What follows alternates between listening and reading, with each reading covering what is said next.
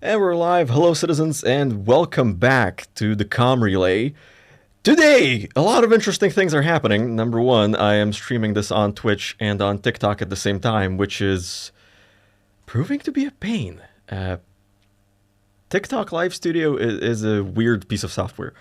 Why can't I use OBS to do this? Who knows? Anyway, first of all, Nylan, thank you for the bits. I have already forgotten what bits do, but thank you. I will find out what they do after the stream. And thanks for the resubscribe, my lovely social media manager. And Nylan, you redeemed a couple of things. First of all, caffeine. It is a bit late for coffee, but this is black tea from Georgia, the country, not the state. And it actually has quite a lot of caffeine in it as well. So, cheers. And you wanted me to show off a Warhammer miniature, so I shall slide off screen to my handy display case next to my desk, and I shall pick at random. And I have picked a Warhammer 40k. Let's see. Casterkin Sergeant. So that's from the Casterkin kill team. Focus. And this guy has a chainsword and a plasma pistol, because who doesn't love a plasma pistol? You know, you have to get that AP1 for your Imperial Guard. Anyway, so there's your random Warhammer mini that I picked based on your redemption. And there we go. Camera now focuses. Yeah, you know what? The Casterkin kill team, it's... sorry. Well, not need, but nerd. And yes, nerd. Indeed. That's, yeah. I have way too much Warhammer. But anyway, so that was for your redemption. Hope you enjoyed. If you redeem it again at some point in the future, I will try to pick something else, and if I don't, you are free to yell at me. Anyway, in today's episode of the Comm Relay, I would like to talk about exploration. So far, we have no callers waiting for us. If you would like to become a caller on the Comm Relay, which is, I will pull you into the stream, and we're going to talk about the topic of the day. All you have to do is join the Armory Discord server, which is, for those of you watching on Twitch, it's going to be somewhere in the stream description. For those of you watching on TikTok, I have no idea where the link's gonna appear, because I'm doing that for the first time. But I'm assuming if you go to my profile, there's gonna be a link to all my links, and there's gonna be the link to my Discord. So much about that. Anyway, so this week I would like to talk about exploration in Star Citizen. Thank you. So my social media manager has confirmed that there is a link in the Linktree link on my profile. How that makes sense, I will let you guys be the judge of that. Anyway, and again, TikTok Studio, really weird. There's like all sorts of things happening as I'm doing this. Like Twitch, nothing is happening. OBS, nothing is happening, and TikTok Studio is like panic. And I still have no idea what any of this means. Anyway, what was I talking about? Anyway, so in today's episode, I want to talk about exploration in Star Citizen for two reasons. Reason number one, Star Citizen is obviously a space game, and a big reason why people play space games is to explore, play the exploration gameplay loop, find new places in the cold darkness of the void. And I believe a lot of people in Star Citizen want to do that as well, especially considering we have a bunch of exploration focused ships. Obviously the Karak, the Connie series, we have the Reliance, we have technically the Nomad is also an exploration ship. It's kind of on that starter explorer, starter cargo ship boundary there, I would say. And we now also have the new Zeus series, the Zeus Mark II, which is actually what I would consider a starter exploration ship. Oh well. And the second reason is that for those of you who were around for CitizenCon 2024 or 2950 whatever, uh, you would have seen the Star Citizen 1.0 presentation, presumably. And their CAG outlined what gameplay loops they would like to include in the 1.0 release of the game, which would be probably the beta release of Star Citizen. And exploration wasn't really on there. Not in as of a permanent fixture.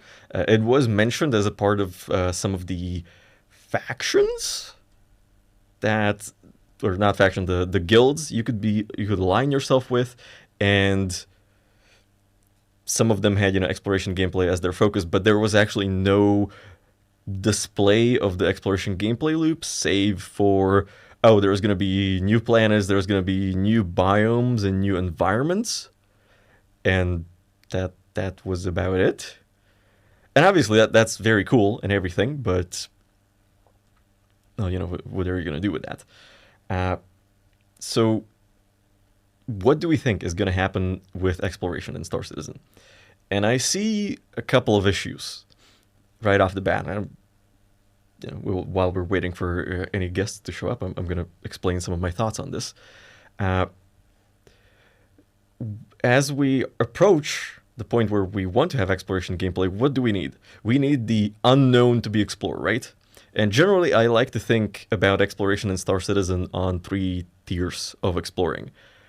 I like to think of it as interstellar, kind of the highest scale or the biggest scale of exploration in Star Citizen. So that's going to be discovering new star systems and new planets and the jump points between them. And part of that is already planned with transient or temporary jump points, whatever you want to call them, between different star systems. Then we're looking at planetary exploration, where you're sort of flying over a planet or an asteroid field or similar kind of a celestial body, and you're scanning for points of interest, or you're scanning for resources or that kind of stuff. And finally, you kind of have this local, I would call it, exploration, where you're actually exploring that point of interest. So you're going to a crash site, you're going to a cave, or, kind of right now, that's really the only explorable points of interest we have. We also have the abandoned outposts, but those are usually not so abandoned. Usually they're occupied by people who want to shoot you, so I don't think that counts as exploration. On foot. Yeah, I suppose that works, Nylan. You could call it like on foot exploration, but into that I would sort of also count, take a cyclone and go drive around and see if you find anything. For me, that, it's not exactly always on foot. You can have a hover bike, you can have a vehicle, so I call it, local exploration, because you're exploring a local site and you're probably not going to go anywhere that would require flying with a spaceship.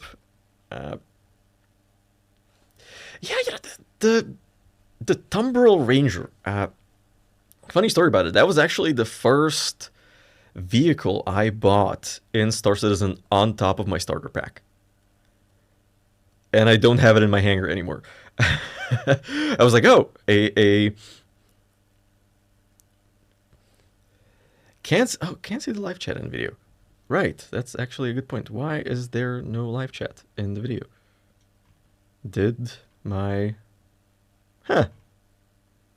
if I had to guess, something broke, and I don't know what it is. It should, because the chat should show up on the overlay, not in OBS.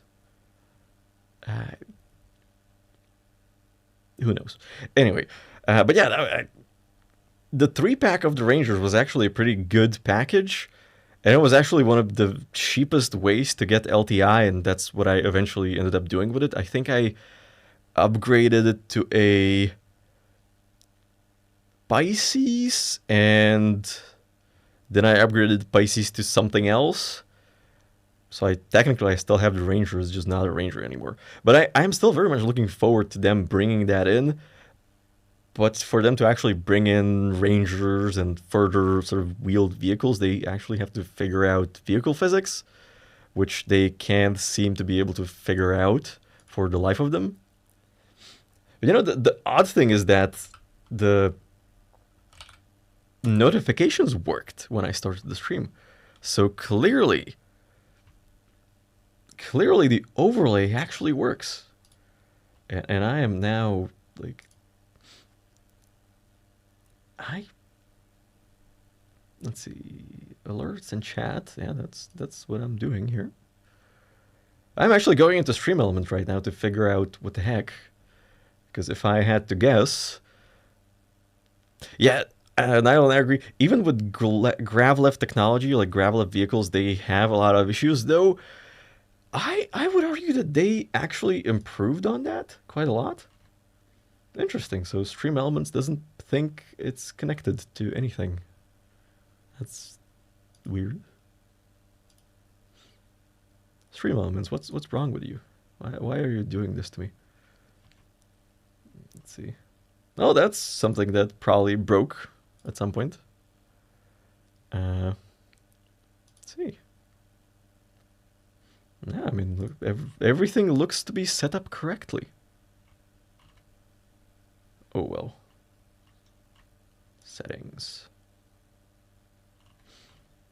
Yeah, if I had to guess, the authorization between Twitch and Stream Elements expired at some point during the holidays, so it now no longer works. That's true, because they showed off that rainforest archetype with the giant trees, and it actually looked pretty crowded compared to what you see on Hurston or what you see on Microtech. So they will probably have to... And, probably don't need that many small vehicles, because when you think about it, you have the Pulse, which is pretty small, and then you would have to introduce basically a Dragonfly type thing, just without the, just narrow, so it can navigate between the trees. And I'm very much thinking, Star Wars Landspeeder, the Gravlev ones that you saw in the old trilogy, or the original trilogy, or whatever you want to call that. Yeah.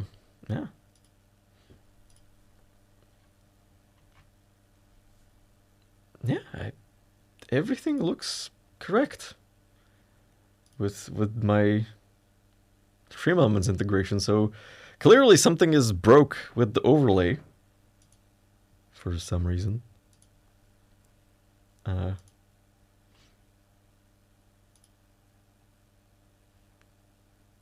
that's...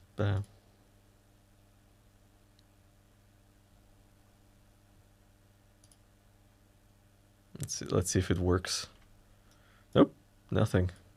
Nothing at all. And there is nothing even in the settings for it. So I'm going to assume that Stream Elements broke something, because that's the only possible explanation, and I will look into it at some point after. But yeah, who needs live chat on the stream? Since, if you're watching it on Twitch, you have it next to the stream anyway, and if you're watching on TikTok, you have it on top of the stream or over the stream or something. Anyway, so, but yeah, no, Nile and I agree. They're going to have to introduce more vehicles that fit that archetype of environment. It would be very interesting to see how the Gravlev bikes handle on the swamps terrain. But what I would also like to see on top of a bike type vehicle that's Gravlev, I would like to see a Cyclone or Ursa sized vehicle that's Gravlev, or maybe a Gravlev tank, which would be pretty interesting, I think. Sort of like the, what's it called? I forget what the vehicle is called in Warhammer, but they have a hover tank for Space Marines, and it looks very cool.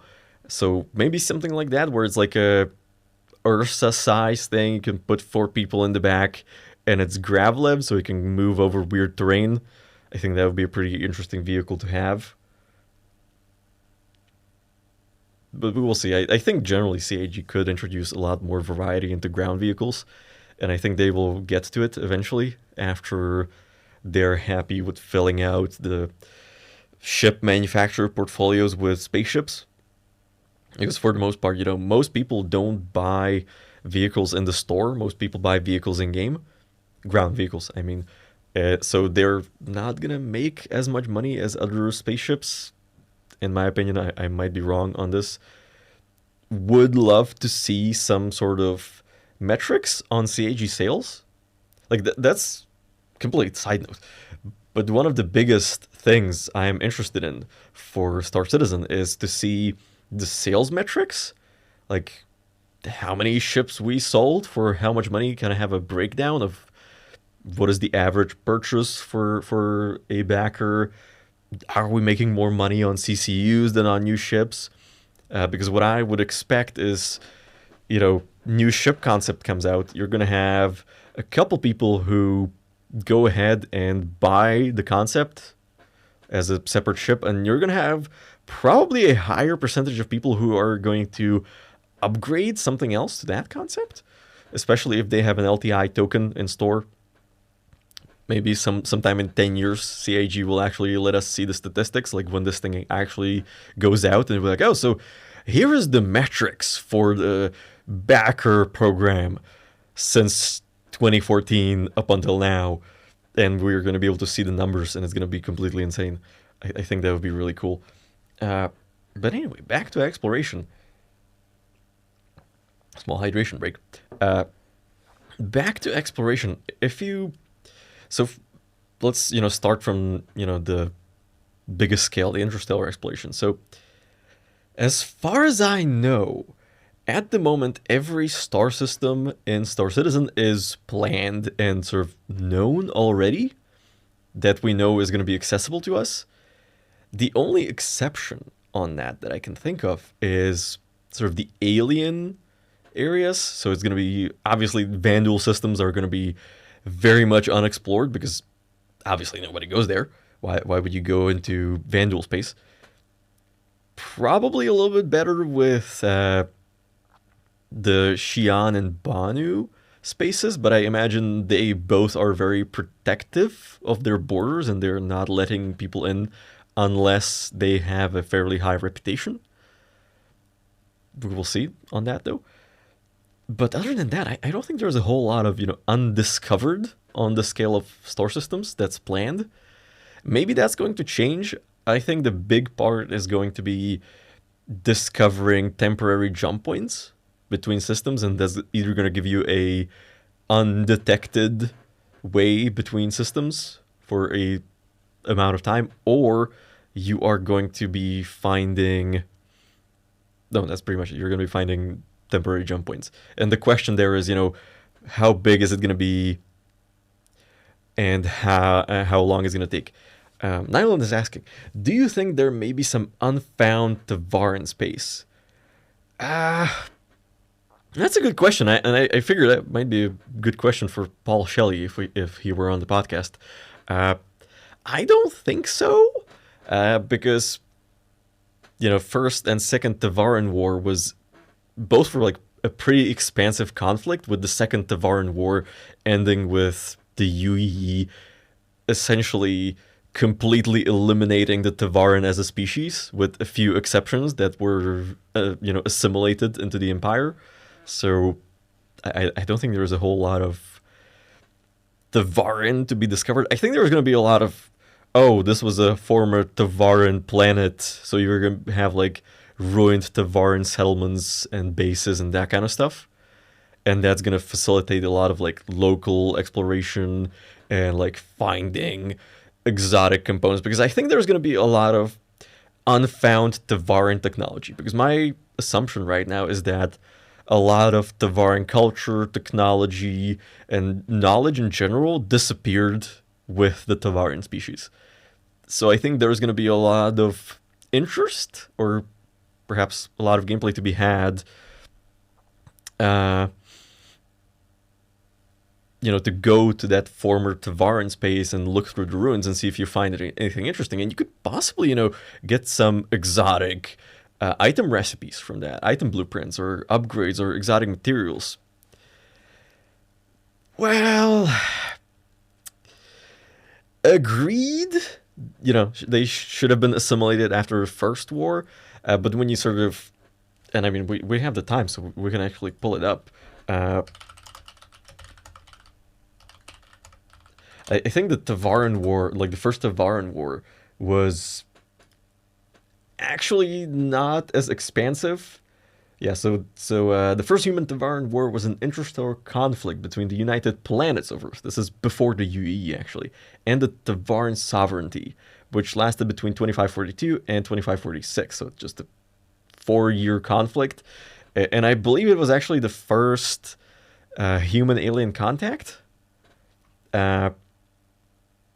And yeah, so results. So losses 70,000 on the human side, and result is human victory, dissolution of the Tavaran sovereignty, annexation of all Tavaran territories, start of the Messer regime, and eventual founding of the United Empire of Earth under the Messer regime, so dictatorship. So, and a bunch of founding of a different stuff.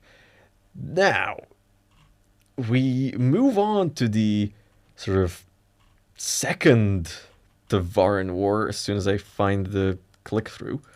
Now, yep. And this was the conflict between the UEE and the remnants of the Tavaran sovereignty, which had already been dissolved. And it happened 57 years after the first one. And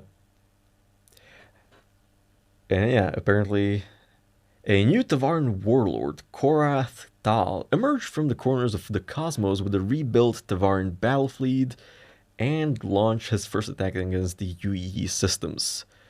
And they wanted to reclaim their former homeworld, which obviously did not work because the UEE spent 57 years rearming and arming further to fight the Vandul at the same time. And yeah, obviously, so the result is human victory, obviously. Oh yeah, that's true. We went to Banu first because there was actually a human Banu war, a very short one, and also a human Xi'an war, also a very short one. I'm sensing a pattern here. But the second Tavaran war, so obviously human victory, final defeat of the Tavaran. Tavaran further absorbed into UEE, and Tavaran performed the purge, which I believe is the Tavaran voluntarily destroying all their records, cultures, temples, and, you know, destroying any evidence that, you know, any records that they ever existed. And most of the records we have now is from human exploration and Xi'an exploration. So I think there's going to be a lot of a lot to be found there, I think. And let's see. And let me look up what was the first contact with the Banu.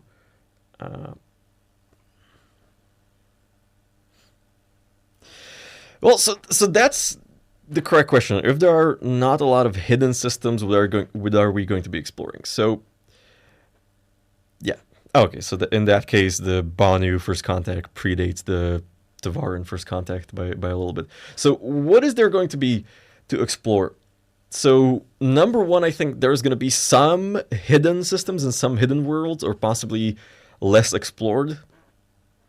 Something along the lines of, it's a mostly empty star system because it's basically a giant, nebula in there, and there is not a whole lot of you can get from scanning, but maybe there is a planet in there that you can find. I don't think there's going to be like specifically undiscovered systems. I think there's going to be more like, yeah, we know it's there, it's just unclaimed and unexplored, and people will be able to go there and find new things, quote unquote. And for the most part, I think exploration is going to be about scouting for resources and sort of interesting points of interest, because CIG did say that they're going to add more points of interest to planets, and I would be kind of interesting to where they find the balance for that, because we can kind of look at 3 space exploration games and compare. So in Star Citizen, depending on the importance and how traveled the planet is, you have a few outposts or many outposts. So if you compare Hurston, it's a fairly developed world, ton of outposts on the planet, but you go look at some of the moons in Pyro and you'll find maybe 1 or 2 settlements because it's dangerous, inhospitable, that kind of stuff. Then you have Elite Dangerous way of doing this, where usually you will have a space station or 2 in a system, maybe a ground outpost of a various size. And then from the point of view of a player, you have the No Man's Sky approach, where no matter where you go, and that's because No Man's Sky is more arcadey, I suppose, wherever you go, whichever direction you fly, there is going to be a bunch of points of interest. And I think the reason No Man's Sky does that is because, it's all procedurally generated. So if they just had empty planets, it would be pretty boring. And, I think that's the fun aspect of it. So I think CIG, if they want to have engaging discovery and point of interest exploration, they need to find some middle ground on what's going to be the mix of things. For example, what I would like to see, and sort of what I would like to see is kind of a chaining of points of interest. So let's say you have an outpost and there's a road, like you fly there because you have a delivery mission or something that goes there. And you do your delivery mission and you see like, oh, wait, there's a road leading from here. Like there's a road that goes like somewhere. So you are like flying and you're following or you take a ground vehicle and you follow the road, and it's like, oh, it's a cave where all these people have been like extracting their resources, and you can go and explore that cave. Or maybe, you drive to a different settlement and you find out like, oh yeah, we're like trading with the other settlement, so that's why we built a road, because there was a lot of traffic. And you can like, oh, well, maybe I can like make some money doing ground cargo for a little bit. And, that kind of stuff. I think that would be pretty interesting. And generally, when you populate a planet with points of interest, you probably want to look into, like, how populated this area is, how many people travel here. Like, maybe if it's, like, an unpopulated system, but a good route,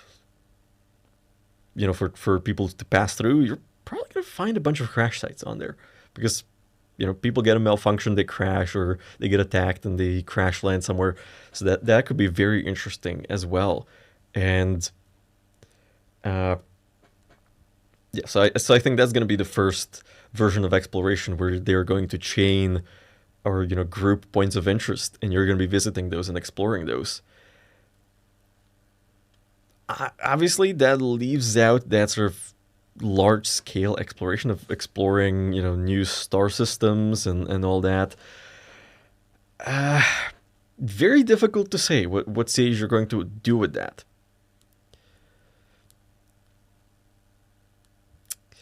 What is the largest explorer right now? Because the large ship shouldn't be relegated to scouting. Depends. So I would say the Karak is probably the biggest explorer, where it's like a dedicated explorer, right? Because it has the extended fuel tanks, redundancy, it can be self-sufficient with the right modules, and you have like the advanced jump computer for jump points. Well, I don't know if I would count the Endeavor as an exploration ship. Sure, you can kind of get the satellite module for it, for long-range scanning, but I don't know if I would count the Endeavor as an exploration ship. I would say Karak, maybe the Odyssey or Astra, but those are more of a prospecting explorers rather than just pure explorers. So I say Karak. I say Karak is the biggest one. Someone is probably going to argue that the Polaris is also an explorer, but I would not be taking a Polaris out to explore. I don't know, taking a sub-capital ship for like long-range exploration away from fuel resources. Probably not the best idea. Then again, we will see. So yeah, I say Carrack is sort of the pure explorer, like largest pure explorer right now. And I agree, shouldn't be relegated to just go there and find the minerals. Definitely should not be sort of constrained to it. I think what people are going to be doing with it is exploring jump points, because my current understanding of temporary jump points is that you find it by sort of long range scanning. So maybe that's where the Endeavor comes in with the big satellite dish. Uh, they sort of use that to detect like a gravitational anomaly that might show that there is a jump point somewhere. And then they send the Carrack to check it out. And maybe, the Carrack is going to be specialized in a way where it can tell where that jump point is going without going through it, where other ships might have to actually go through and, potentially risk like, oh, maybe the jump point is not big enough and you're going to die, or maybe it's going to collapse while you're in there. So maybe that's where Carrack is going to go. Hard to say. And I don't think CIG have a specific design for exploration in mind at the moment. I think they're keeping it, within one-way jump points. They do actually exist. There are one-way jump points, but I specifically mean like temporary jump points where they're not marked and you have to discover them. But yeah, obviously that jump point might be a one-way jump point, and now you're stuck somewhere where maybe there is no jump point. And that kind of brings me to an idea I had a long time ago on how CIG could do undiscovered systems. Is that every once in a while you would find a jump point that goes to a system that's not on the map. And you jump through it, you find it, and it's like a procedurally generated, unclaimed, unmapped system that has nothing, no settlements, or maybe just some abandoned settlements in there, and you'd get to explore that. And either you stay there until that jump point closes, or now it closes and now you're stuck there. And that really brings in that danger of exploring the unknown, that you might not have a way back. And you might be able to bring in a lot of very valuable, very important stuff, because maybe there's like some super rare mineral there, or maybe there's like alien ruins and you can get some good item blueprints out of it. Could be very interesting, I think. And then you kind of have to time it with returning, or maybe, well, now I have to like build a settlement, like build a base here, and sustain myself until that jump point opens up again and lets me back into civilization. So I think that could be sort of a very high level interstellar exploration loop. I don't know, it seems like a very far in the future thing, because you need a lot of things to work for this to happen, and then you have to balance it in a way where you are not killing people by doing this every time. Because, if someone gets stuck on the other side, and, the chance for a return jump point... Oh, yeah, I definitely, that definitely could happen with, like, a smaller organization. Say you have, like, I don't know, 20-man organization, they take 4 Carracks and they, jump through a point, or they take a Carrack and Erastra, because they're like, oh, there's going to be minerals on there.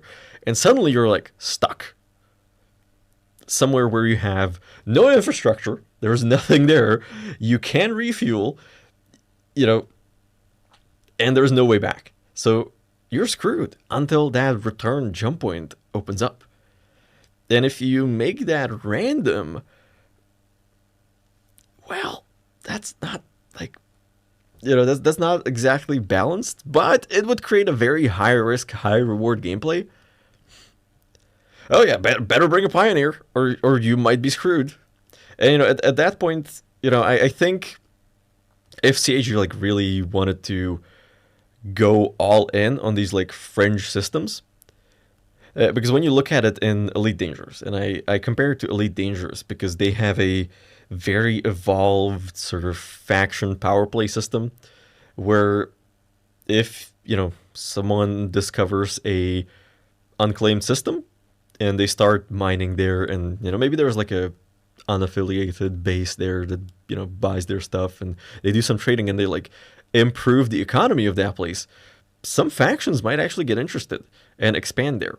So what CAG could do is, have a whole bunch of these unclaimed procedurally generated systems in kind of the void, let's say, between the known systems. And, as players discover them and travel them more, let's say, maybe the jump point to that same procedurally generated system appears every once in a while. So every once in a while, someone finds it and goes there. And eventually that jump point stabilizes and it becomes permanent. Or maybe, it becomes openable in some way. And, maybe that's where actually, the jump gates could come in, make a comeback where, oh yeah, it's a temporary jump point. Like it only opens like every 6 years. But, it's very expensive, but you could build a jump gate and that will make it permanent. So I think that would be pretty interesting as a end game gameplay alternative for large orgs especially. I don't know. Let me know your thoughts. But yeah, you could then have this sort of gameplay where, like, oh, a great unmapped star system has been discovered. The UEE would like to claim it, so they are now like, community goal. Like, oh yeah, let's build a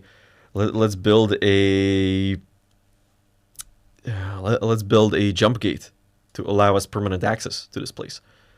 And it's going to be a community goal. You get some reputation with the UEE. You maybe get some cool recipes, or not recipes, the blueprints. Yeah, maybe that could be a way to get like a javelin blueprint. Could be very fun. 4.01. It is not released yet. It is in the PTU at the moment. And I think they're aiming for a 4.01 live release probably in the next 2 weeks, depending on how the fixes go, because I think they're going to want to put a couple more fixes in there before they go out with it. But if you read the patch notes for 4.01, there is over 100 fixes for sometimes pretty trivial stuff, but they are also fixing a lot of pretty important stuff and pretty critical stuff. I haven't had a chance to play the PTU patch yet. I'm kind of waiting for sort of the next minor update to it before I give it a go. But I have it downloaded. I have it ready to go. I'm just kind of waiting for one more patch on it. But yeah, should be good. I think they're going to go out with it in the next 2 weeks, probably, since it's like a minor patch, essentially. We will see. And, maybe they're actually pushing for some of the missing features with engineering for 4.01. We will see. They haven't really said much on what they are, what they're aiming for with that patch. But yeah, anyway, that's kind of how I see long-range exploration, or not long-range, but interstellar exploration, because when you think about it, there is like 80 known star systems, I think, in Star Citizen. I think it's like 80 or 90, which is great, but most of those are going to be UE. Some of those are going to be Van Duel controlled, so you're not really going to go there for an extended period of time, especially not to explore. Like, you're not going to take an exploration ship there. You're going to go there like to raid, possibly. You're going to have some Xi'an and Banu spaces, plus if they introduce any other alien races, those are going to be capturing some space. And then you're going to have a whole lot of nothing in between. So I think that would be a very interesting way to fill it out. Plus, if we indeed, complete that vision of everyone on one server, we're going to have a problem, and that is there's not going to be enough room for everyone, no matter how we split it up. So they're gonna need more space for people to build bases and all that stuff. So I think they're eventually going to, add these unmapped system, and it's probably gonna take on the rules of unclaimed systems where it's only the protection that you build for the facilities that you build there. Would be interesting if they let 600 on a server. It's not going too badly, but most with server meshing and with 500 to 600 people on a server, I haven't had a whole lot of issues with it, but suddenly there are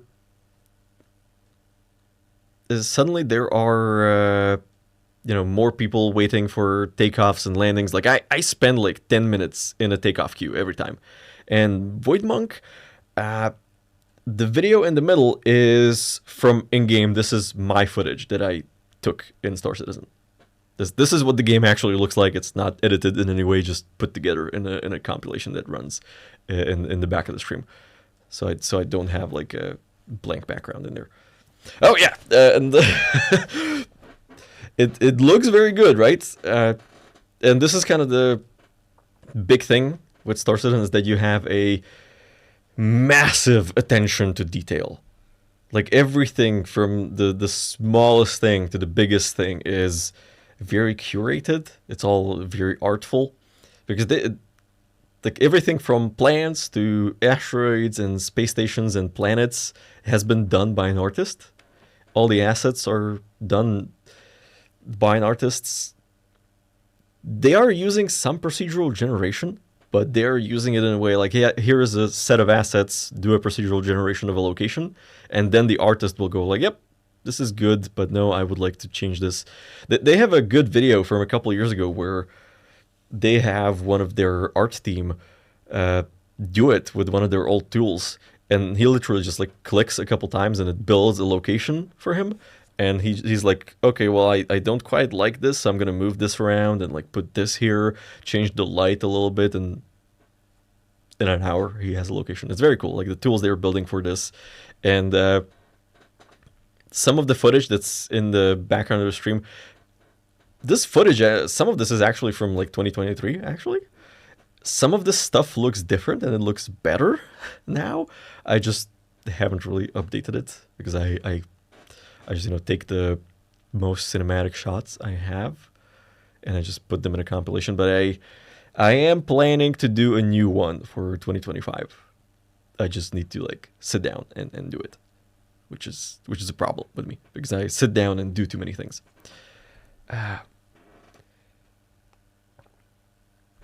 Hydration break. But yeah, so I think CIG could eventually introduce that unclaimed, undiscovered system mechanic sometime very far in the future as a top tier or latest tier or final tier of exploration. I think they could even turn that into a faction power play thing where the UEE might be interested in claiming these places if they get good enough. And you might get some interesting conflicts going on, like, oh yeah, we have set up a player organization. Yeah, we have set up a trading post here with extraction, and we're like laying claim to this whole system for us. But the UE is like, well, we would like that tax income on all the shit you're doing here. so the UE will roll in with a bunch of javelins and be like, okay, you're the UE now. Like, congratulations, you've been assimilated. And some players might resist. Some players might want to be running their own country in that star system, so they're going to resist, and it's going to be a little war, and people will be able to pick sides. Could be interesting. I don't think it's going to happen, at least not anytime soon, but could be very interesting. But yeah, anyway. Like I said, I think primary or sort of the first implementation of exploration is going to be go to a cave or go to a wreck site or go to the ruin of something and see what you find. Like when they introduced the abandoned outposts in Stanton. So in the lore, these are actually tied to the initial settlers of the Stanton system before the 4 corporations took over. And, this is a long. It'll turn very. No flag, no country. Exactly. uh, so they had settlements on various planets in Stanton that they were eventually forced out of, and this is a couple hundred years before the current events of the game. But you can go to these abandoned locations and you can find, United Planets of Earth relics, or it's like a fragment of something, or something, and you can find them sort of on the ground around these locations, and it's kind of tier 0 archaeology, and you can sell these for some amount of money, I think. So that's what I think it's going to be in the tier 0 implementation of exploration. I would just like to maybe see more locations like this, more location types. And yeah, the UE has a flag, so they are able to plant it somewhere and call it theirs. So the UE, yeah, seldom to dispose of the evidence, since the settlers were forced off very violently, which is apparently what Xenothread's gripe is all about. Yeah, Paul, if you're watching, I'm sorry. I know I need to get up on the lore of the game. It just sounds like a lot of reading. Well, so the original settlers of Stanton, they were forced out violently, and I'm not sure if like the connection is to the UE or the connection is to the corporations, but they were forced off violently. And in the first Attack on Stanton event, where they put out that Xenothread manifesto video, it specifically was talking about corporate overlords. But way before that, and this was when Port Olisar was still a thing, and this was maybe a year before Xenothread was even announced. You would have these like random garbled announcements going out at Porto in the sort of central globe area, and they would talk about, it would be the Xenothread guy, it would be the same voice, and they would be talking about how everyone's overlooking the atrocities that happened on behalf of the UE and the corporate overlords. It was very weird. It was kind of a nice Easter egg, and I think they kind of wanted to do that as like the first step towards Xenothread, but then nothing happened for a year, and then Xenothread happened. So now, Nylan, you might remember it. I'm pretty sure we were doing a photo shoot when I pointed out that this is happening. But this is like a long time ago that this happened. Like, long time ago. But it was very cool, and they sort of extended that later on into, I think it was the latest stage of Xenothread, where they would have like the Xenothread message play on the screens in stations, because at the time when that first garbled message was coming out at Porto, they didn't have the technology to play video on the various screens in the verse. You might remember that came in, I think, the second IAE, where they figured out how to play video on in-game screens, and you would suddenly have video ads everywhere. So I think that's around the time when that happened. I'm not sure. See, that's the thing with this game. It's been in development for so long, and so much stuff has happened. I can't keep track of what's been going on the whole time this thing has been in development. But it's a fun process to be a part of, and fun process to watch. Anyway, I think we've been on for an hour. I think that's a good first episode in 2025. I am kind of wondering if I should, because let me do my spiel, and so the Comm Relay podcast is about me talking to people from Star Citizen, whether it be content creators or regular players. All you have to do to be a guest on the Comm Relay is join the Armory Discord server and hop in the waiting room while I'm live, which usually happens every Sunday at 7 p.m. Central European Time, which makes it noon Central Standard Time for you folks in the US, and everybody else, you can convert that from that. If you're still not sure, the event on Discord has the time converted to your time zone, and so does the event on the calendar on Twitch. The Comm Relay after the show. So it is streamed on Twitch and now on TikTok. It worked pretty well, so I think I might keep that going. And I thought I would have some technical issues, but I didn't, so yay. It streams on Twitch and on TikTok.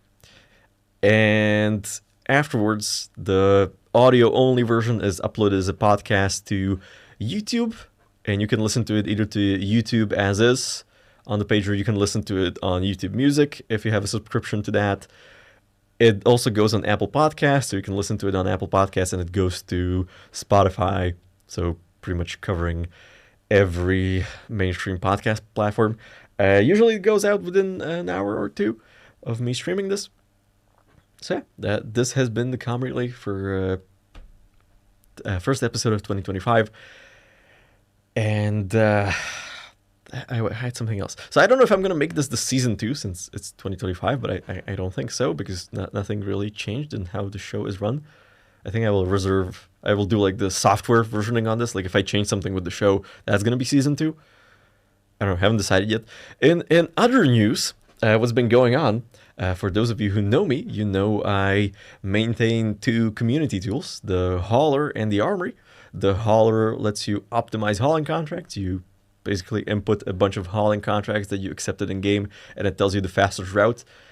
I have been working on adding pyro support for it, but it's been problematic because pyro is problematic. I am literally not able to take a step in pyro without getting shot at, which I guess it's by design. So pyro support on hold for now.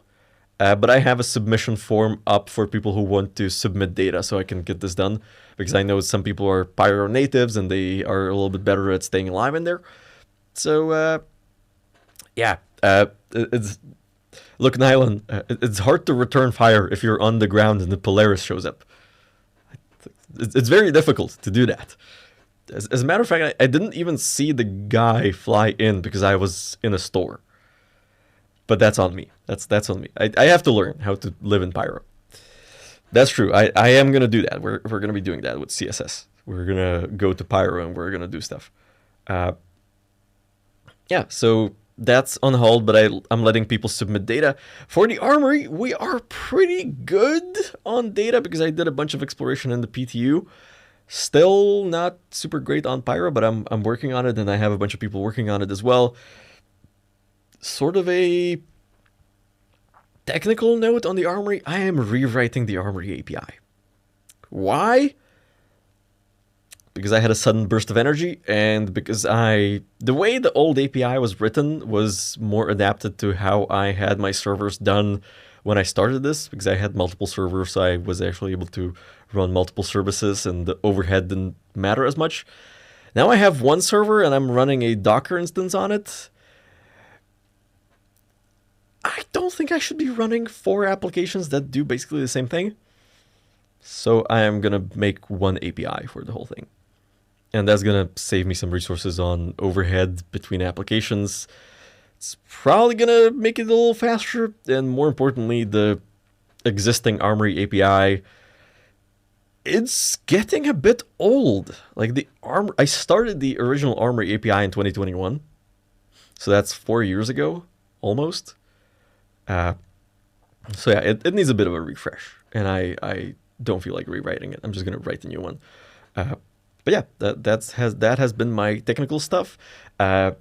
Tomorrow the video comes out on the channel as usual, and the stream happens as usual next week as well. And yeah, I think that will be all for today. Hopefully I will see some guests next week. Again, if you would like to be a guest on the Comm Relay, all you have to do is be on the Armory Discord, link in description or the link in bio, and join the waiting room at the time of the show, and I will pull you in and we will talk about the topic of the day. I usually try to announce the topic for the show a couple days before. Today I didn't exactly do it. That's my bad. And if you have a suggestion for a topic for me to cover in a video or to talk about on the stream, you can actually submit that on the Discord as well. Yeah, that'll be all today. Thank you all for watching. I appreciate you all. Lore dive. Oh yeah. You know what? Nylon, I'm gonna write that down. I'm gonna do a lore dive. So there you go. So that's a suggestion from Niall on Twitch. So yeah, that will be all for today. Thank you all for watching. Fly safe, and I will see you in the verse. Good night.